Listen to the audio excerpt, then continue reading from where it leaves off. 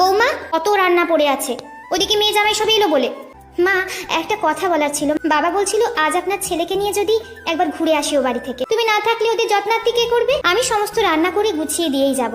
আমার কাছে আমার বাবা মা আমার জীবনের ফার্স্ট প্রায়োরিটি।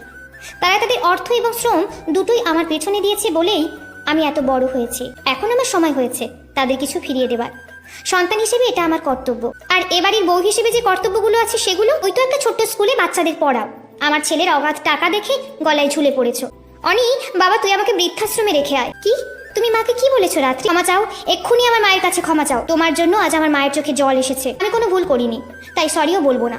বাড়ি থেকে বেরিয়ে যাওয়ার কথা যখন উঠেছে তখন আমি বেরিয়ে যাচ্ছি। আপনি কেন যাবেন? এই বিনা মাইনের কাজের মেয়েকে যদি দরকার হয় ডেকে পাঠিও। আজ বরং আসি। বর্তমানে এমন অনেক রাত্রি আছে যারা শত যন্ত্রণা সহ্য করে শ্বশুরবাড়িতে থেকে যায়, কারণ তাদের কোনো যাওয়ার জায়গা নেই বলে।